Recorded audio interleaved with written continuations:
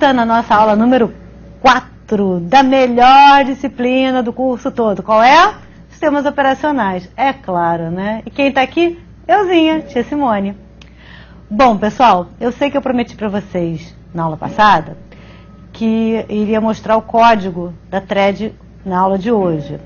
Mas eu já vi que o tempo vai ficar um pouco apertado. Então, se vocês não ficarem muito zangados comigo, só um pouquinho, eu vou mostrar na aula de revisão. Tá bom? Vocês têm o material na web aula, vocês têm os códigos na web aula, mas eu consigo, na aula de revisão dessa primeira parte, né, até a V1, não tem muita conta, não tem conta para fazer, na segunda tem, mas agora não tem, então na revisão eu consigo mostrar com mais tranquilidade e não preciso correr na aula de hoje, ok? Fica bravo com tia não, tá bom? Então, na aula passada, na aula 3, nós falamos sobre as threads. Né? Já tiveram pesadelo? Não, né? Que bom. Vimos que threads são fluxos de execução diferentes dentro de um mesmo processo. E que se comportam, né? Na verdade, são funções que se comportam como se tivessem vida própria. Né? Como se cada função executasse como se fosse um processo filho. Né? Mas, tia Simone, não é processo filho. Não, não é processo filho. Por quê? Porque compartilha espaço de endereçamento. Não é, a thread ela não é uma entidade autônoma, ela não existe por si só. Né? Ela só existe dentro do escopo de um processo. Ok? Então, repassar esses conceitos. Né? E eu deixei na aula passada, no finalzinho, uma dúvida no ar. Eu tenho certeza que vocês tiveram um pesadelo com isso. É tudo fácil assim? Eles compartilham variável global, tá tudo certo? E dentro de casa, vocês conseguem compartilhar as coisas sem nenhum problema? Não tem hora, né? Duas irmãs querem usar a mesma blusa? Eu não tive esse problema porque eu só tenho irmão homem. Né? Mas, ou duas crianças querem brincar com o mesmo brinquedo? E aí, o que faz? Estapeia? Chama a mãe? Às vezes sim, às vezes é preciso que alguém, né, ajude, intervenha e resolver o problema. Como já falei, a computação imita a vida, então, no nosso caso, das threads, já que eu estou compartilhando coisas, eu vou ter problema também. Eu vou ter horas de chamar, eu chamo o síndico. Né? Alguém aqui me socorre e me diz para que lado que eu vou. Tá certo? Vou precisar de ajuda. E, claro, vou precisar de um acordo, que toda boa mãe faz, né? Olha, você brinca de 9 às 10, você brinca de 10 às 11. Né? Ou você brinca segunda, quarta e sexta, e você brinca terça, quinta e sábado. Enfim, faz alguma negociação para que essas threads compartilhem recursos, se comuniquem, né? E todos vivam felizes para sempre. Lembra do filmezinho lá da água? Um no olho olhava lá para ver se o outro já podia receber e mandava lá outro galão de água. Não era assim? Então, esse é o prato do dia. Vamos ver como é quais são os problemas. Vamos primeiro apresentar o problema, né? Vamos falar de soluções, né, de uma forma geral, né? E claro, né, tudo tem efeito colateral. Se tivesse uma solução perfeita que funcionasse sempre, eu não precisava estudar mais nada, era só aquilo e estava tudo resolvido. Mas não é assim que funciona, ok? Então, recordar é viver, né? Threads são fluxos de execução distintos dentro de um mesmo processo. Tá? É claro que eu tenho vários processos, e dentro de cada processo eu posso ter várias threads. Né? Para os sistemas operacionais que têm suporte a threads, é a unidade de execução. Se não tiver suporte a threads, continua sendo processo. Tá? Se tiver, thread é a unidade de execução. Tá?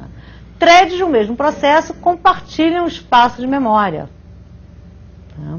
Mas possuem contextos de hardware diferentes. Por quê? Porque cada uma tem que controlar, eu tenho que manter o controle da execução de cada uma. E o contexto de hardware é exatamente isso, é o controle da execução. É o conteúdo, né, contém o conteúdo dos registradores. Tá certo? PC, PSW, stack pointer, enfim. Tá? Então, cada thread precisa ter o seu contexto de hardware. Ok? Muito bem. Eu posso imaginar as threads como sendo funções, né, e essas funções têm vida própria. Então, vamos pensar nesse exemplo em que eu tenho duas threads. Tá?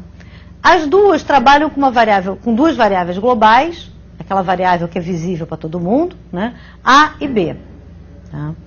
A função 1, a thread 1, ela vai executar o seguinte: A recebe A vezes 2 e B recebe B vezes 2. Certo? E a thread 2 vai executar B recebe B mais 1. A recebe A mais 1.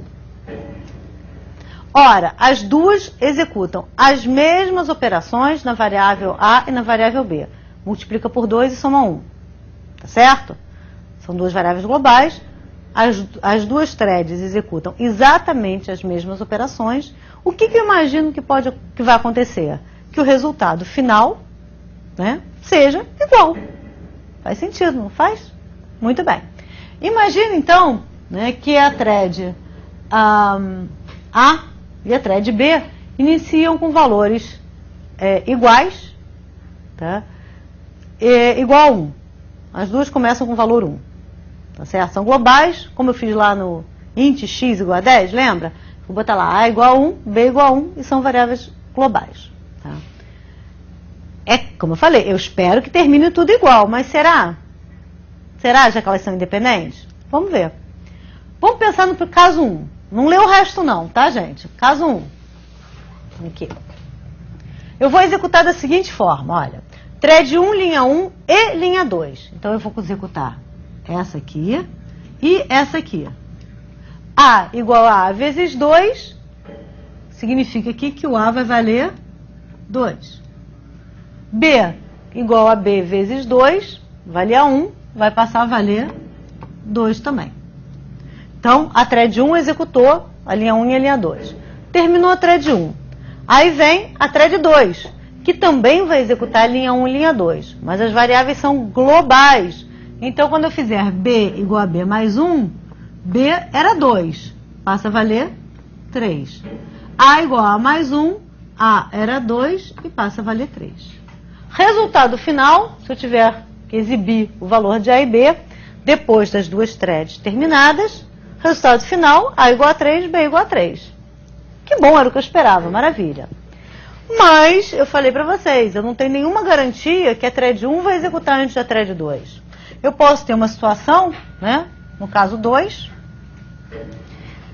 em que a thread 2 executa a linha 1 e a linha 2, e depois a thread 1 executa a linha 1 e a linha 2. Repare que nesse caso 2, eu simplesmente inverti a ordem das threads, mas estou executando a thread integralmente.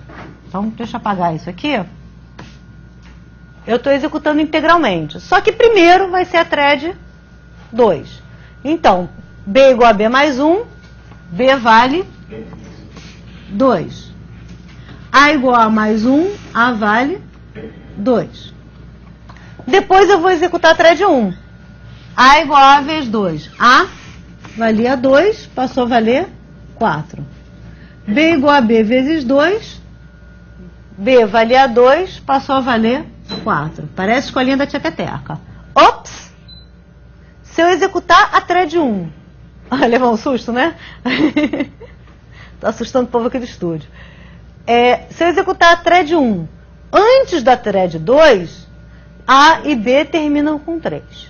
Se eu executar a thread 2 antes da thread 1, A e B terminam com 4. Ah, meu Deus do céu! Ou seja, é o mesmo programa rodando e eu já tenho dois resultados diferentes possíveis.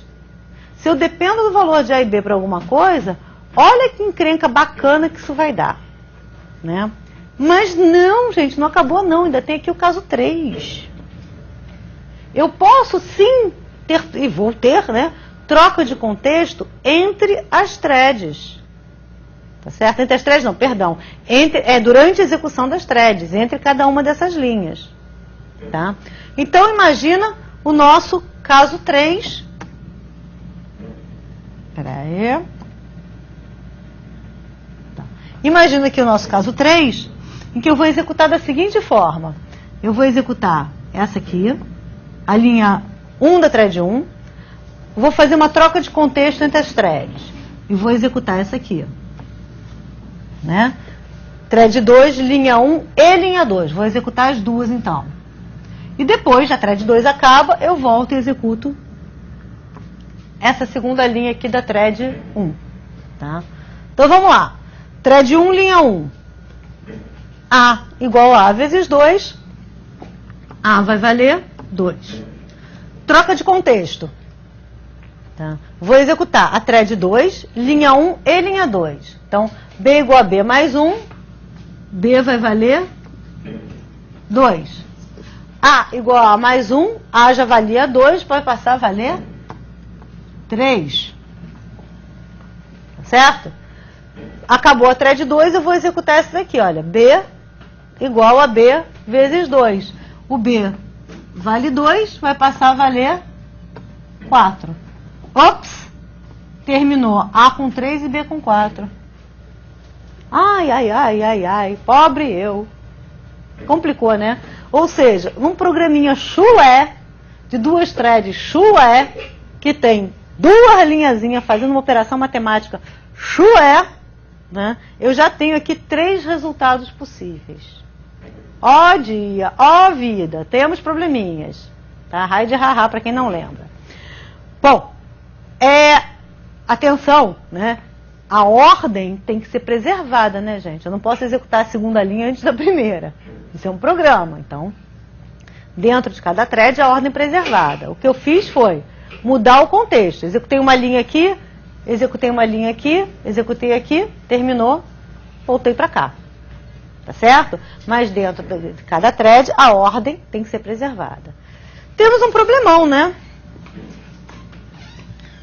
O resultado depende da ordem, tá? Da ordem que vai ser executado. Nós vimos no nosso exemplo lá da contagem que o número de contagens variava, né?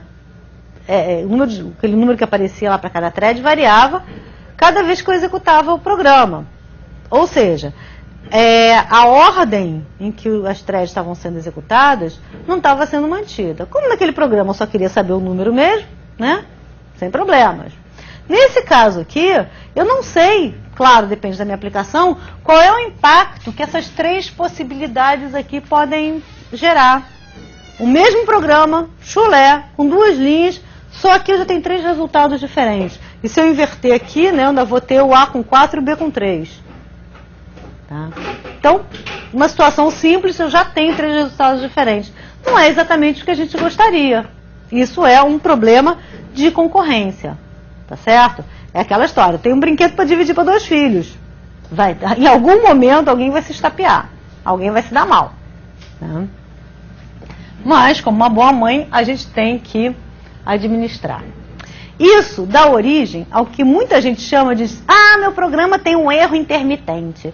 Crianças lindas do meu Brasil, erro intermitente de software não existe. Erro é erro. Ponto. Tá? Erro intermitente é prosopopeia flácida para acalentar bovino. Também conhecido como versa mole para boi dormir. Tá? Erro é erro. Né? Não existe mau contato de software. Né? O software às vezes pega, às vezes não pega, às vezes dá contato, às vezes não dá contato. Isso não tem. O programa foi feito para funcionar. Mas nós aprendemos, né, lá com a tieteteca, quando a gente começa a aprender a programar, nós aprendemos a programar pensando que o meu programa começa e termina. E que não existe o resto do mundo. Isso não é verdade. O nosso programa, sim, começa e termina, mas entre começar e terminar, ele troca de contexto um monte de vezes. E quando ele troca de contexto, ele pode estar usando, e em geral vai estar, usando recursos que são compartilhados. Por exemplo, as bibliotecas, as DLLs. Se alguém lembra lá da história do inferno das DLLs, mas não vou entrar nesses detalhes hoje, tá? Mas você compartilha recursos. E ao compartilhar recursos, eu posso ter essas situações esquisitas, que às vezes fazem o programa funcionar, às vezes não. Ora, você olha para o código, né? E o código, você roda ele na mão, assim, fazendo um chinesinho sozinho, está tudo perfeito. Mas faltou cuidar dos recursos que estão compartilhados, do código que está compartilhado. Esse é aquele que a gente não pode prever, eu não sei o que vai acontecer. Então, se eu não sei o que vai acontecer, eu tenho que ter um mecanismo de programação que independente do que aconteça, ele funciona. Isso é um programa rodando de forma concorrente e correta. Tá? Erro intermitente, às vezes funciona, às vezes não funciona, não existe. Tá? Ou o software está certo, ou o software está errado. Ok? Eu sei que é duro falar assim, você, poxa, então o Windows está errado. Aham, tá, tem um monte de erro lá. Tá? O Linux também, não se iludam não. Tá? É que como a gente usa menos, né, ou usa menos recursos, talvez a gente exercite menos esses erros. Ok? Mas são erros que são difíceis de você reproduzir. São situações difíceis de você replicar porque dependem das condições externas ao teu programa. Por isso que às vezes dá uma vez e nunca mais aparece. O que acontece é que às vezes, para você tratar esses erros, o custo operacional é muito grande. Né? Você tem que pesar muito o código. Né? E se esse erro acontece de vez em quando, a gente assume o risco.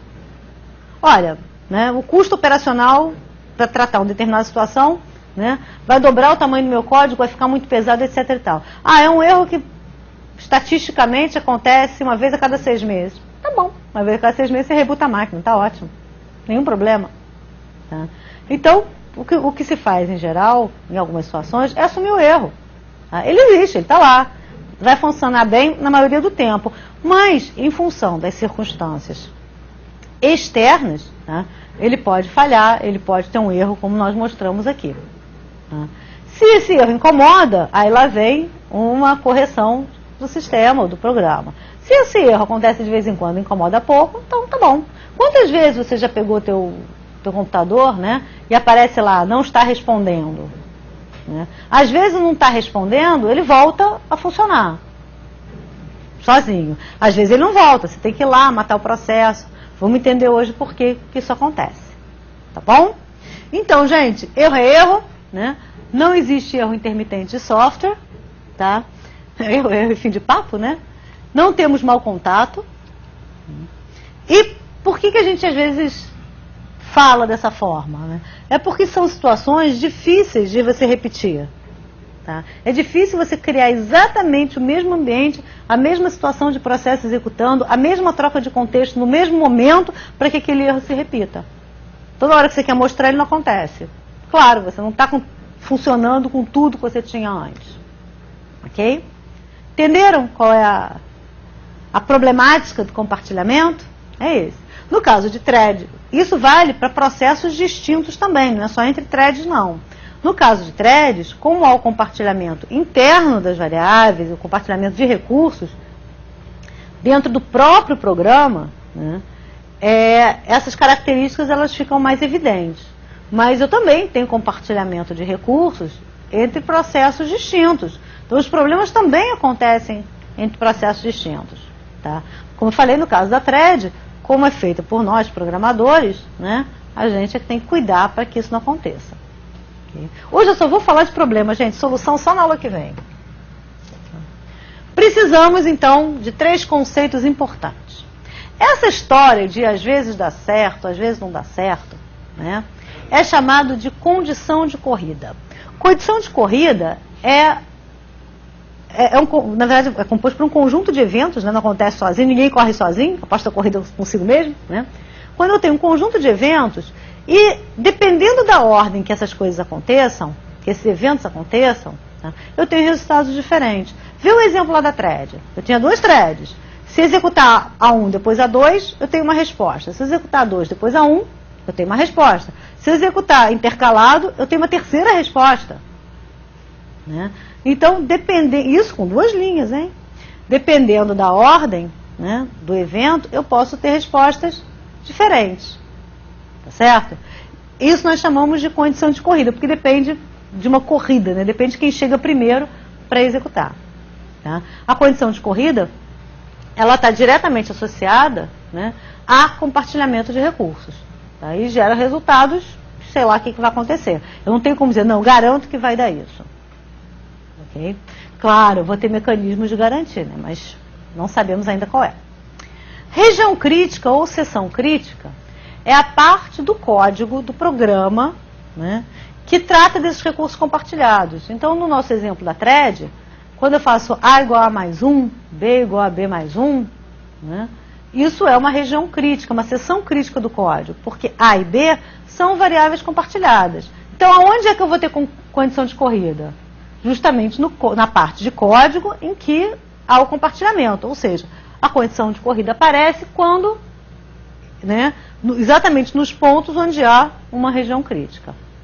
Tá certo? Se não tem compartilhamento, não tem corrida, né? Então não é região crítica. Região crítica é exatamente a parte do código que nós vamos ter que cuidar para evitar que a condição de corrida aconteça. Condição de corrida é uma coisa que eu não quero que aconteça. Então eu tenho que prevenir. Né? Como é que eu vou prevenir? Fazendo com que essa região crítica não possa ser interrompida. Então, se eu estou executando, se eu estou trabalhando com a variável A, mesmo que haja uma troca de contexto, nenhum outro processo consegue, ou nenhuma outra thread consegue trabalhar com a variável A, até eu terminar. É como se eu botasse uma plaquinha, está ocupado. Né? Ninguém consegue, mesmo que haja troca de contexto. Tá certo? Quando eu tirar a plaquinha está ocupado, então você pode usar a variável A. Tá certo? Seria mais ou menos nesse formato, olha. Eu teria uma função, tá, de entrada na região crítica, que seria minha, por exemplo, a plaquinha. Né? A plaquinha não é nem o melhor caso, mas seria como se fosse uma plaquinha. Né? A plaquinha que diz, pode ou não, uma cancela, vamos pensar numa cancela. A cancela diz pode ou não pode. Se eu executo a função que verifica a cancela e a cancela está fechada, eu não executo o código da região crítica. Quando é que eu vou conseguir executar? Quando eu executar a função da região crítica, né? A função sair região crítica, que levanta a cancela. Então, entra a região crítica, entrou um processo, ele baixa a cancela. Se eu quiser acessar aquela região crítica, eu tenho que obrigatoriamente passar por esse entra região crítica. Tá? E aí, a cancela vai estar fechada, não vai conseguir passar. Quando o processo que está aqui dentro, tá, termina, tá, e ele sai aqui, sai região crítica, ele, pimba, levanta a cancela. Quando ele levanta a cancela, aquele que estava aqui esperando consegue executar. E aí evita, eu garanto a ordem que eu quero. Se eu quero que possa executar, tanto faz, A ou B, thread 1 ou thread 2 primeiro, mas eu quero que ela execute inteira, né, eu boto o código da thread 1 e da thread 2 dentro de uma região crítica. Só vai executar depois que a outra terminar. Ok? Só mexo numa variável A e B depois que a outra thread liberar a variável A, E ou B. É claro, gente, que eu não posso colocar todo o código dentro de região crítica, porque senão acaba com a minha concorrência, né? Não tem graça. Então eu só uso região crítica quando realmente eu só uso esse protocolo chamado protocolo de exclusão mútua, né? Ou seja, só entra um de cada vez. Eu só uso a exclusão mútua quando de fato eu preciso proteger um recurso. Não posso ficar usando exclusão mútua no código inteiro. Combinado? Então, condição de corrida é uma coisa que eu não quero, né? Que geram resultados não determinísticos, depende da ordem de execução. Região crítica é a parte do código que vai tratar dos recursos compartilhados. E é aquela onde eu tenho que tomar cuidado. Exclusão mútua é um mecanismo de proteção, né? É um protocolo. O que tem aqui no Entra RC e no Sai RC, eu tenho que aguardar, esperar a aula 5 vem aí. Tá? A exclusão mútua, então, vai implementar alguma coisa que gerencia a entrada e a saída de RC. Certo? Vamos ter problemas aqui também, não se iludam, não se iludam. Bom, como funciona então? Um resuminho. O Entra RC, ele pode gerar uma das duas condições, né? Ou espera ocupada ou bloqueio. Espera ocupada significa o seguinte, o processo que entra aqui, a região crítica está bloqueada, ele fica tentando. Ele não vai para a fila de bloqueio, ele fica na fila de pronto, e toda vez que ele é selecionado para executar, ele tenta. Se ele conseguir, muito bem. Se ele não conseguir, ele volta para a fila de pronto. Tá? Fica lá enchendo o saco. Posso entrar? Ei, e agora? Posso entrar? E agora? Já posso entrar? Temos problemas, né? Porque quando ele volta à fila de pronto, pode ser que dê tempo de quem está ocupando a região crítica, né? Saia, entre outro, e quando chega a vez dele, ele de novo está lá sem conseguir usar. E, além de tudo, consome recurso. Agora, é fácil de implementar, né? Não preciso de nenhuma rotina no sistema operacional, não preciso de nenhuma... É só uma solução algorítmica mesmo. O bloqueio funciona um pouquinho diferente. O bloqueio, o processo, tenta entrar na região crítica. Não consegue, ele vai dormir. Tem que ter alguma coisa que acorde ele. Ele não está na fila de pronto, ele está bloqueado. O processo ou a thread, tá? Ele está bloqueado. Né? Então, ele tem que receber de alguma forma um sinal, né, para que ele volte para a fila de pronto e possa ser executado. Tá certo? Então, o bloqueio, ele consome menos recursos, porque não fica enchendo o saco lá do processo. Quando ele está bloqueado, e se outros processos quiserem também entrar na RC, eles vão formando uma fila. Então, o primeiro que foi bloqueado vai ser o primeiro que vai conseguir entrar. O segundo bloqueado vai ser o segundo que vai conseguir entrar. E assim sucessivamente. Ok? Bom, quando ele conseguir entrar na região crítica, ele tem que sair da região crítica em algum momento. Espera-se, né? Porque se ele morrer aqui dentro, lascou-se. Se ele entrar em loop ou fizer alguma besteira aqui dentro, lascou-se.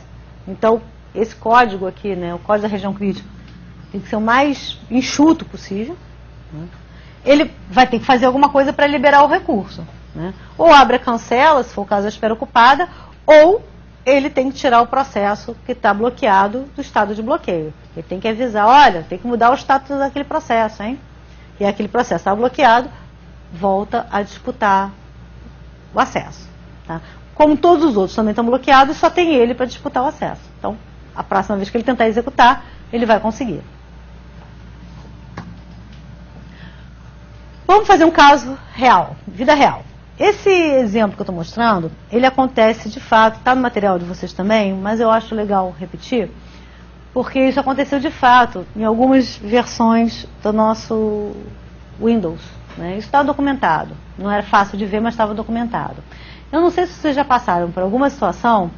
As versões novas, até onde eu saiba, está resolvido.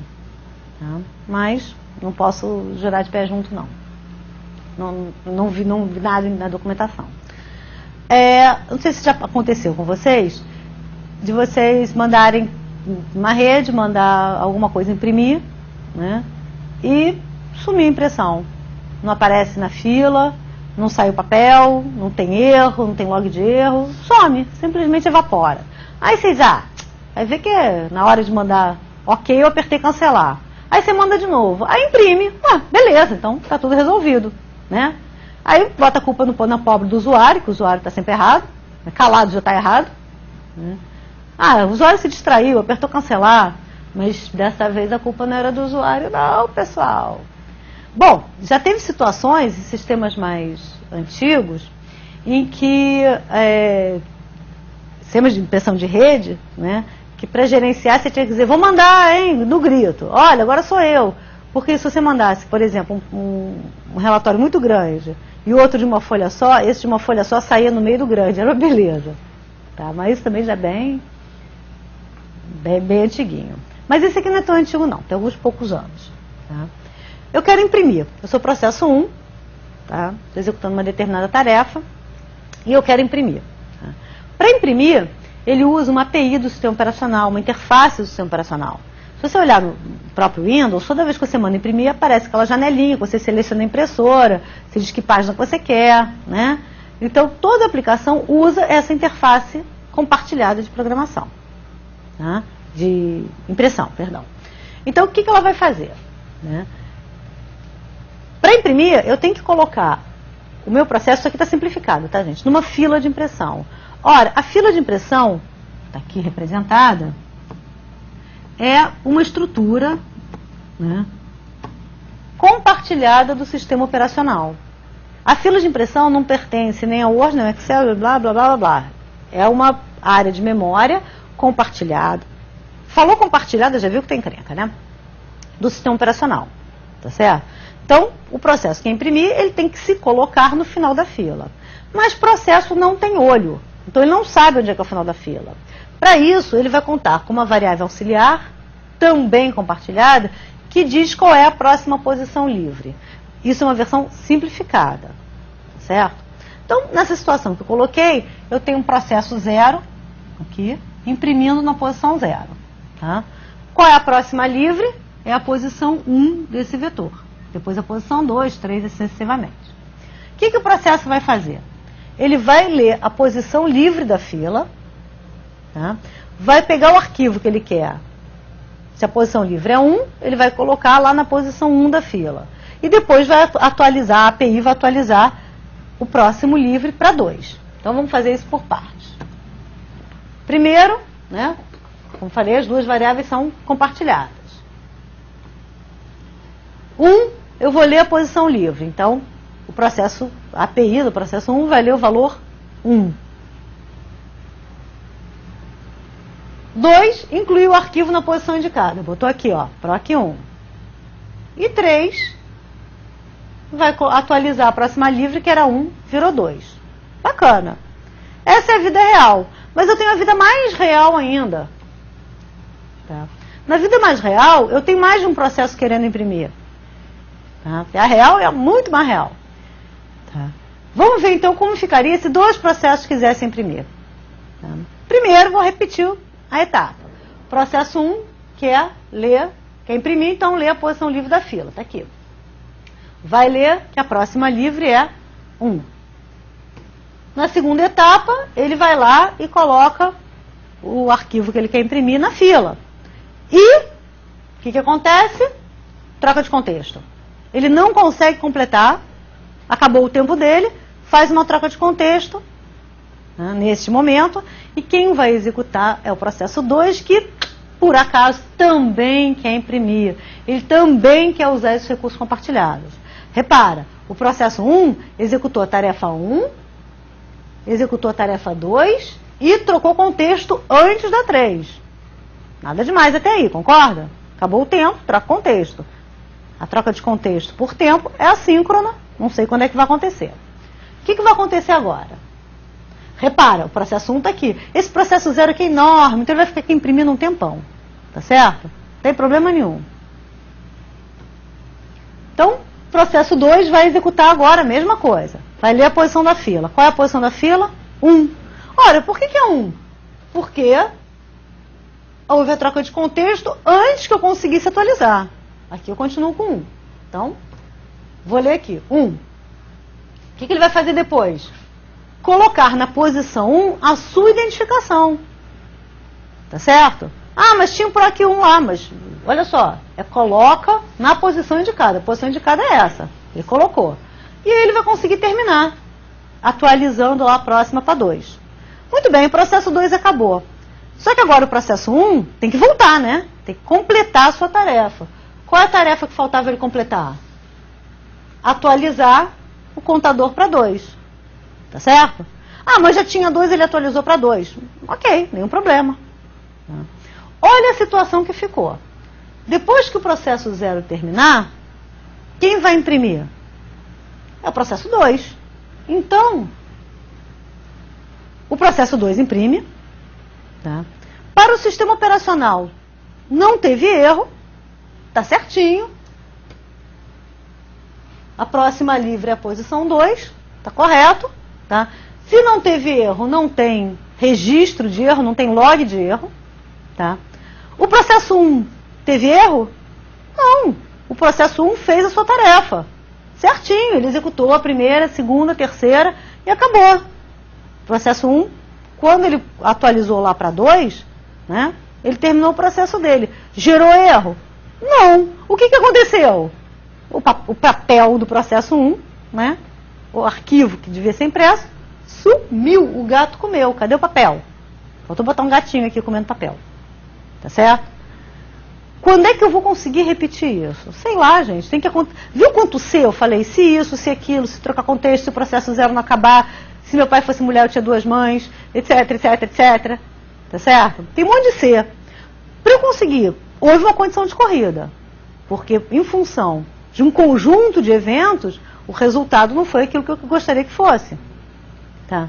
Mas pode ser que agora eu tente imprimir de novo o 1 e o 2 e tudo funcione bem, não aconteça aquela troca de contexto naquele momento.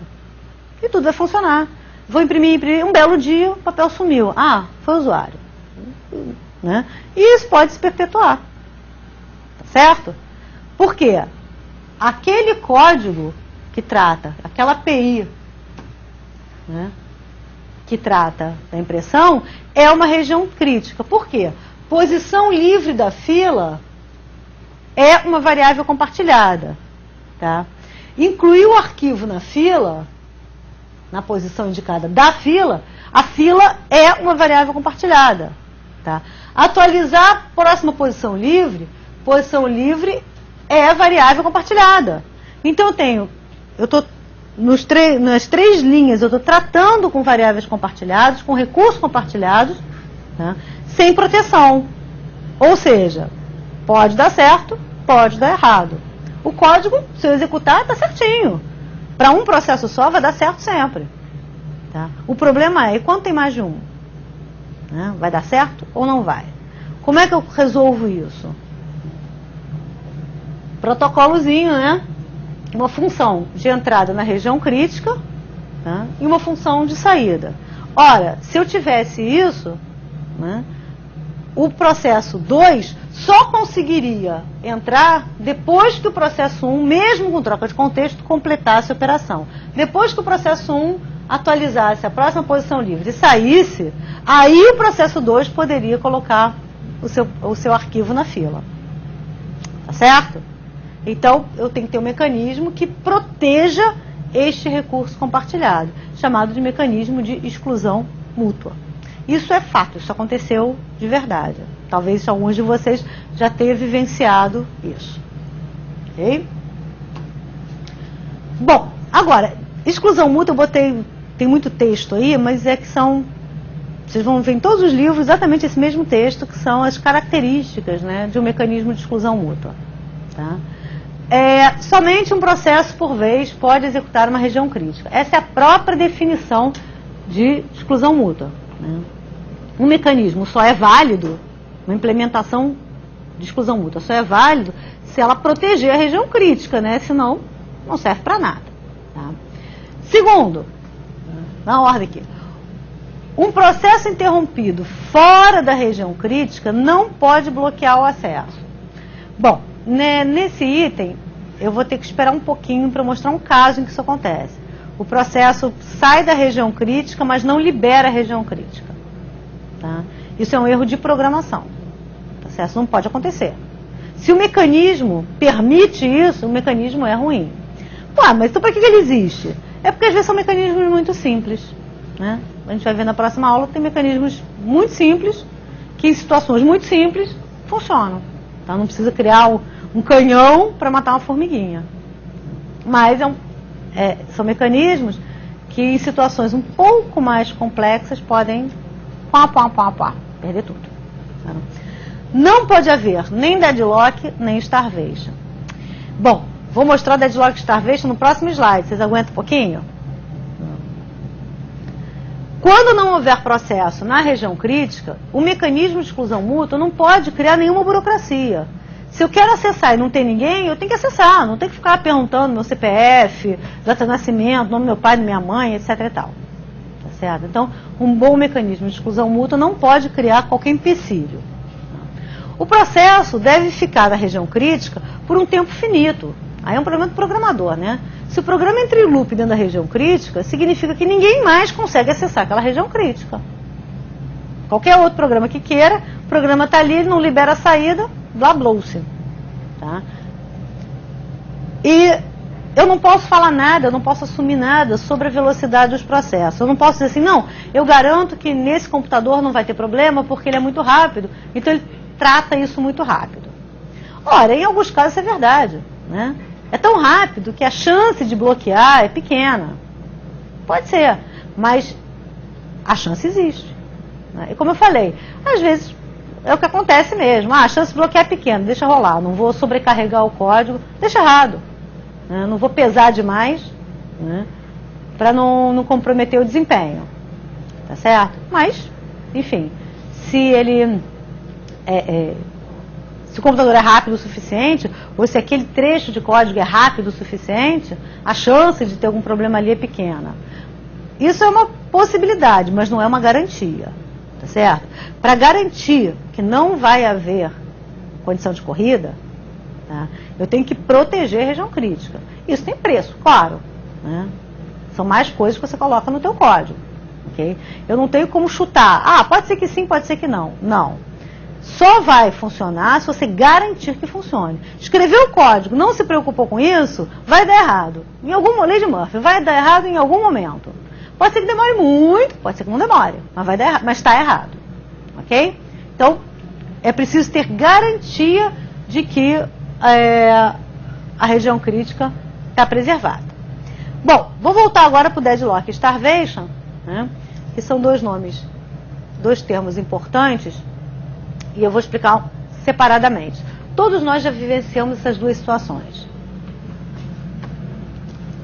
Deadlock.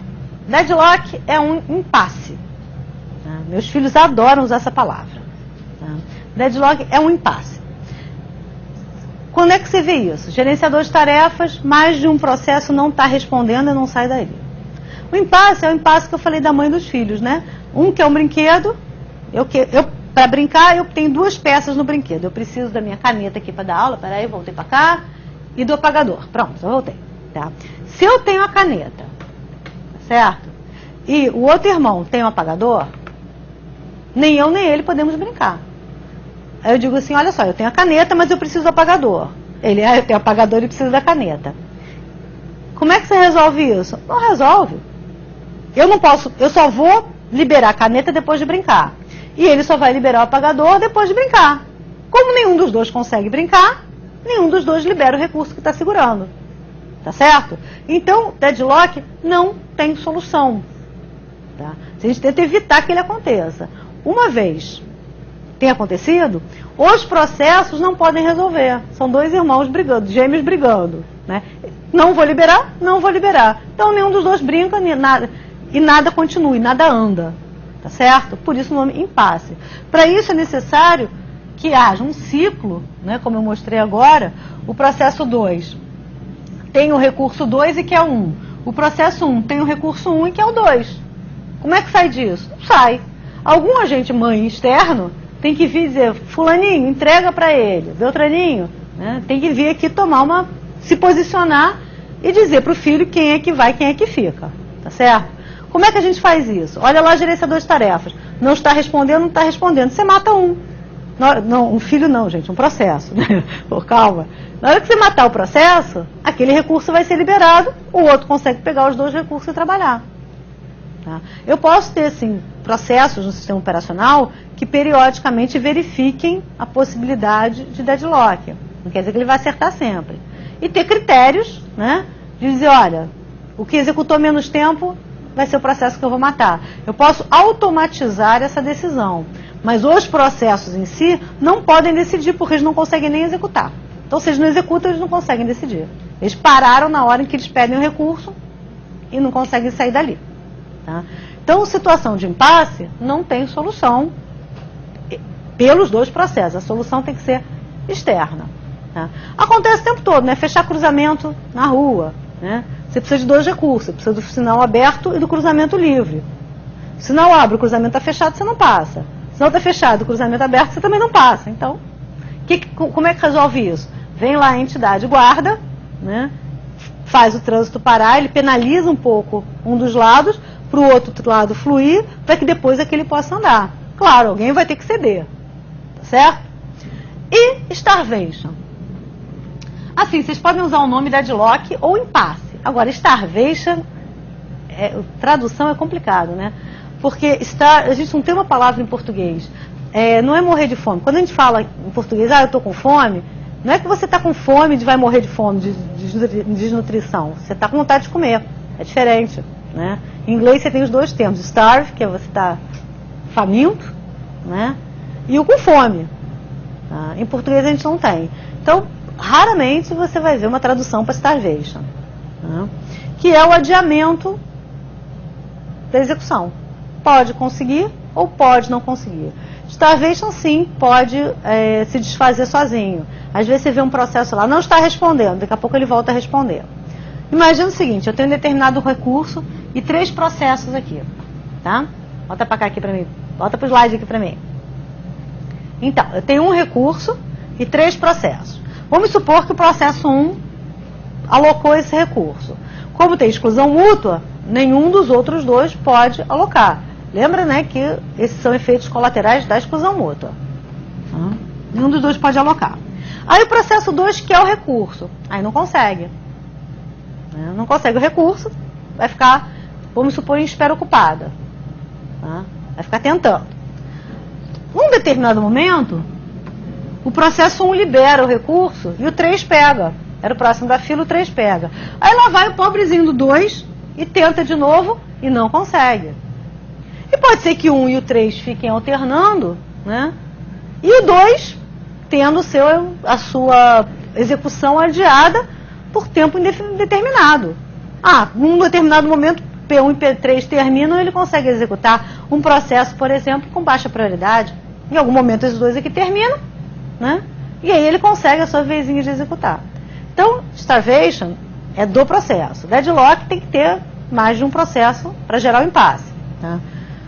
Deadlock não tem solução dada pelos processos. Starvation pode, sim, em algum momento ser liberado. Certo? O processo só executa quando não tiver ninguém com uma prioridade maior do que ele para executar. Fila de banco, né? Se todos os velhinhos e gestantes forem atendidos na sua frente, pode ser que entre uma enxurrada, uma excursão de velhinhos e gestantes, e você fique lá mofando um tempão. Mesmo tendo chegado primeiro. Né? Nunca está na tua vez. Toda vez que você vai ser atendido, chega um velhinho ou uma barrigudinha na frente. Você entrou em starvation, principalmente se for na hora do almoço. Ok? Então essas duas situações têm que ser controladas. Aqui fica, não sei se vocês conseguem ver, tem uma garça comendo um sapo e o sapo esganando a garça. Discutam bastante que situação é essa, se é um deadlock ou se é starvation. É claro que isso é uma brincadeirinha, essa foto não é minha, tá? Mas é uma imagem que circula com uma certa facilidade e é bem ilustrativo, né? Tá? Quer dizer, starvation na gracinha de que a garça vai morrer de fome. Mas se ninguém ceder, não vai sair disso. Nem ela engole o sapo, né? Nem o sapo solta o pescoço da garça. Ok? Agora, se o sapo ceder, vai ficar complicado, né? Vai ficar ruim pro lado dele. Ok? Bom, e como é que são esses mecanismos? Como é que eu faço, tá, para proteger a região crítica? Eu vou botar em espera ocupada, eu vou botar em vou bloquear. Como fazer? Só na aula que vem. Que coisa triste. Vocês não contaram com isso, né? Que tristeza. Mas não tem problema não, pessoal. Na aula que vem eu tô aqui de volta, na super mega aula de sistemas operacionais, justamente para discutir quais são esses mecanismos de exclusão mútua, como é que a gente implementa, quais são os problemas que eles vão ter. Tá? Agora, recomendo fortemente que vocês leiam o conteúdo da aula antes da próxima aula. Tá? Para acompanhar melhor, para poder, né? Claro, em uma hora eu não consigo detalhar tanto. Tá? Eu vou pegar os pontos mais importantes. Mas vai ser, para vocês, certamente vai ser melhor se vocês já tiverem lido o material, inclusive no livro. Ok? Vejo vocês na aula que vem. Tchau!